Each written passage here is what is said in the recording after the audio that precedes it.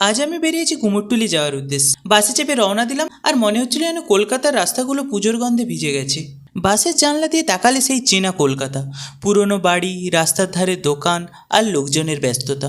যেন মনে হচ্ছিল আমি যেন কয়েক বছর পিছিয়ে চলে গেছি, একেবারে পুরনো দিনের কলকাতায়।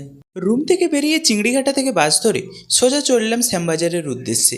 শ্যামবাজার থেকে গাড়ি ধরে চললাম কুমোরটুলির পথে। কুমোরটুলিতে ঢুকতেই এক অন্য জগৎ। মাটির গন্ধ, খড়ের গন্ধ আর শিল্পীদের হাতের জাদু, সব মিলিয়ে এক অসাধারণ পরিবেশ। এখানে প্রতিটি কোনায় কোনায় যেন লুকিয়ে আছে ইতিহাস, ঐতিহ্য আর ভক্তির রং। দেখেছিলাম কিভাবে শিল্পীরা দেবীর প্রত্যেকটি অঙ্গ গড়ে তুলেছেন মাটির স্পর্শে, নিজেদের হাতের ছোঁয়ায় আর ভক্তির আবেগে। এক টুকরো মাটি কিভাবে রূপ নিচ্ছে মহামায়ায়, আর চোখের সামনে দেখা যাচ্ছে এক অনন্য অভিজ্ঞতা। এই কুমোরটুলি শুধুমাত্র মূর্তির জায়গা না, এক অনুভূতি যা প্রতি বছর বাঙালিদের পুজোর আনন্দকে আরও জীবন্ত ও নতুনত্ব করে তোলে। এই দুর্গাপূজা কেবলমাত্র বাঙালির কাছে একটা আবেগ না, শত শত হাজার হাজার মানুষের এই সময়ের উপার্জন দিয়ে তাদের সারা বছরের ঘর চলে, এটাই তার প্রমাণ। তাই কিছু মুহূর্ত আমি ক্যামেরাবন্দি করলাম, যা আপনারাও দেখুন।